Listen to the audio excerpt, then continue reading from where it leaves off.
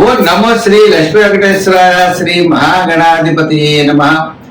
ఉగ్రం వీరం మహావిష్ణుం జ్వలంతం సర్వతోముఖం నృసింహం భీషణం భద్రం మృత్యుర్నమామ్యహం. ప్రేక్షకులకు నమస్కారాలు తెలియజేస్తూ మనం జూలై మాసంలో మన రాశులకు ఎలా ఉంటాయో తెలుసుకుందాం. జూలై మాసంలో గ్రహాల యొక్క పరిస్థితి ఎలా ఉన్నది, ఏ గ్రహాలు ఎక్కడ ఉన్నాయి తెలుసుకుని మనం ఒక్కొక్క రాశి గురించి కూడా తెలుసుకుందాం. అయితే మరి జూలై మాసంలో గ్రహాలన్నీ ఎక్కడ ఉన్నాయా అంటే మిథున రాశిలోకి వచ్చేటప్పటికి గురుడు రవి మిథున రాశిలో ఉన్నారు. వృషభ రాశిలో శుక్రుడు ఉన్నాడు. మరి కర్కాటక రాశిలో బుధుడు, సింహ రాశిలో కేతువు, అంతేకాకుండా మరి కుజుడు కూడా సింహరాశిలోనే ఉన్నాడు. మరి సప్తమ స్థానమైనటువంటి కుంభ రాశిలో రాహు ఉన్నాడు. మీన రాశిలో శని. మరి చంద్రుడు 27 రోజులు 27 నక్షత్రాల్లోనూ సంచారం ఉంటుంది. కాబట్టి మనకి మన యొక్క రాశులకి జూలై నెలలో మనం ఎలా ఉంటుంది, ఏ విధమైనటువంటి సులభమైన పరిహారాలు మనం చేసుకోవచ్చు, చేసుకుంటూ ఏ విధమైనటువంటి కార్యాన్ని మనం పూర్తి చేయగలుగుతాం అని మానవుని యొక్క ప్రయత్నం, ఆ ప్రయత్నంతో పాటు దైవ బలాన్ని సంపాదించడం కోసం మనం తప్పకుండా తెలుసుకుంటాం.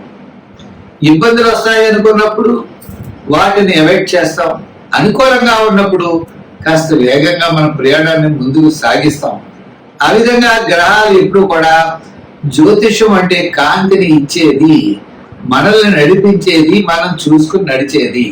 ఈ విధమైనటువంటి ఆలోచనతో మనం ముందుకెళ్ళాలి. తప్పనిసరిగా ముందుగా మనం మేష రాశి గురించి జూలై నెలలో ఎలా ఉందో తెలుసుకుందాం. మిథున రాశి. ఈ జూలై నెలలో మిథున రాశి వారు ఉత్సాహంతో పనిచేస్తారు.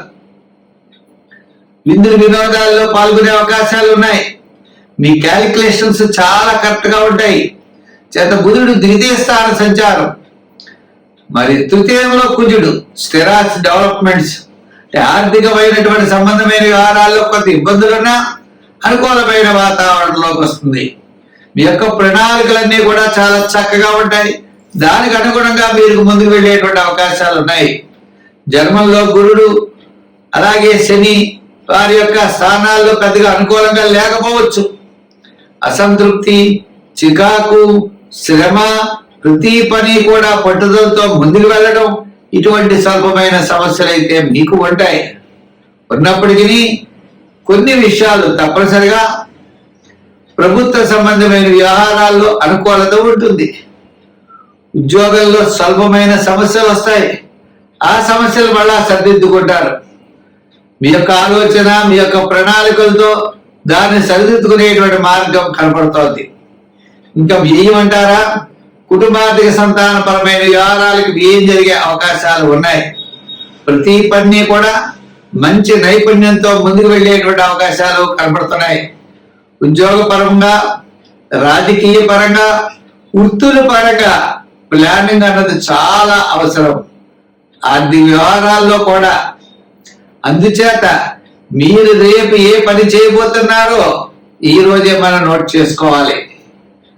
ఈ విధంగా ఈ మాసం అంతా కూడా వ్యతిరేక అనుకూలమైనటువంటి ఫలితాలతో ముందుకు వెళ్ళడం అనేది జరుగుతుంది. అయితే పెద్దగా ఇబ్బంది పడేటువంటి అవకాశాలు అయితే మాత్రం లేవు. అయితే పరిష్కార మార్గానికి వచ్చేటప్పటికి సంఖ్యల్లో 5, 6 సంఖ్యలు, రంగుల్లో తెలుపు, గ్రీన్ కలర్స్ ఇవి వాడండి. ఇంకా మూడవది, దానాల్లో శనగల దానం చేయండి. గురువారం నాడు స్వీట్స్ పంచిపెట్టండి. శివ దర్శనం, శివ క్షేత్రాల్ని దర్శిస్తూ ఉండండి. గురుగ్రహ బలం పెరగడానికి దక్షిణామూర్తిని ఆరాధించండి. అవకాశం ఉన్నప్పుడు కాలభైరవాష్టకాన్ని కూడా రోజు పఠించండి. తద్వారా విశేషమైనటువంటి ఫలితాలు పొందగలుగుతాయి. అంతేకాకుండా రోజు కుల దైవాన్ని కూడా మీరు పూజిస్తూ ఉండాలి.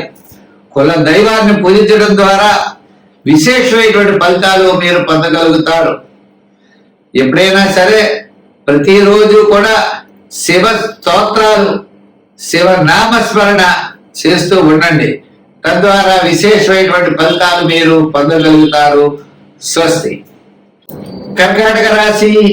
ఈ కర్కాటక రాశి వారు నూతన విషయాలు తెలుసుకోవాలనేటువంటి ఉత్సాహం వీరు కనపడుతూ ఉంటుంది. చెత్త గ్రహాలన్నీ కూడా సామాన్యంగా ఉన్నాయి. అంటే వినోదాల్లో పాల్గొంటారు. సమయానికి చక్కని భోజనం చేస్తారు, చక్కగా నిద్రపోతారు. వీటికి మాత్రం ఇబ్బందులు లేవు.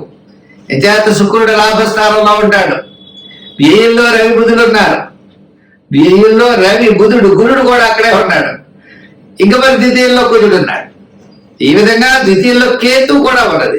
లిక్విడ్ మనీ అంటే మనం ఏదో డబ్బులు దాచుకుంటా ఉంటే మాత్రం ఉండవు, ఖర్చు పెట్టేస్తూ ఉంటారు. ఎంత డబ్బులు వచ్చినా కూడా ఖర్చు అయిపోతూనే ఉంటాయి. మీ యొక్క ప్రణాళిక అనేది ఉండదు, ప్లానింగ్ విధానం కరెక్ట్గా ఉండదు. దానివల్ల మీరు ఎక్కువగా ఇబ్బంది పడే అవకాశాలు ఉంటాయి. చేత ఖచ్చితమైన ప్లాన్ అనేది మీకు కర్కాటక రాశి వారికి ఉండాలి. నూతనమైన ప్రయత్నాలు మీరు చెయ్యండి, తప్పు లేదు. స్వల్పమైన అనారోగ్య సూచనలు ఉంటాయి. డాక్టర్ దగ్గరికి వెళ్తే ఏమీ లేదంటాడు. ఏ జబ్బో తెలియదు, ఏ మందో తెలియదు, కానీ ఇబ్బంది పడుతూ ఉంటారు. అందు గురించి ఆందోళన చెందవలసిన అవసరం లేదు. గ్రహముల యొక్క వ్యతిరేకత అవ్వచ్చు, మీ యొక్క ప్లానింగ్ విధానం లేకపోవచ్చు, మీ ఒక అవగాహన లేకపోవడం వల్ల కూడా ఈ ఇబ్బందులు మీరు ఎదుర్కొనేటువంటి పరిస్థితి కనబడుతోంది. చేత ద్వితీయ కేతువు అది శుభరూపమైనటువంటివి ఏమి ఎక్కువ జరిగిపోతుంది. పిల్లల ఫీజులు కట్టడం, పిల్లల కోసం, సంతానం కోసం, లేదా ఏదో కుటుంబ విషయాల కోసం, పాత బకాయిలు తీర్చడం కోసం, ఇలా ఏదో రకమైనటువంటి ఏం జరిగిపోయేటువంటి పరిస్థితులు అయితే తప్పనిసరిగా కనబడుతున్నాయి. శ్రమ, చికాకులు ఉంటాయి. మీ పనులు మీరు సకాలంలో పూర్తి చేయగలుగుతారు. కొత్త విషయాలు తెలుసుకోవాలి, కొత్త విషయాలు ఎందు ఆసక్తి పెరుగుతుంది. నూతనమైనటువంటి సంకల్పాలు కూడా బయలుదేరతాయి. అలా పెట్టుబడి పెడితే బాగుంటుందేమో, ఇలా చేస్తే బాగుంటుందేమో అనే ఆలోచనలు కూడా మీకు వస్తాయి. అటువంటి వాటికి మనం దూరంగా ఉండాలి. వర్తమానంలో అయితే పెద్దగా అనుకూలంగా లేదు. ఈ కర్కాటక రాశి వారికి మిశ్రమైనటువంటి ఫలితాలు ఉన్నాయి. అయితే ఆత్మస్థైర్యం, ధైర్యం మొట్టమొదటి 15 రోజులు అత్యద్భుతంగా ఉంటుంది. తర్వాత 15 రోజులు సామాన్యమైన ఫలితాలు ఉంటాయి. మరి సంఖ్యలో 2 రంగుల్లో తెలుపు, అలాగే లైట్ బ్లూ కలర్ కూడా వాడండి, చాలా మంచి ఫలితాలు ఉంటాయి. మనం చేయవలసిన పని ఏమిటి అంటే వినాయకుడిని రోజు పూజించాలి.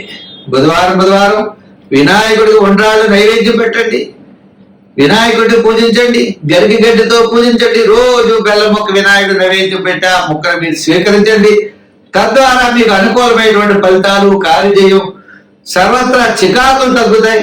అనారోగ్య సమస్యలు కూడా తగ్గి ఆరోగ్యంగా బ్రహ్మాండంగా ఉంటుంది.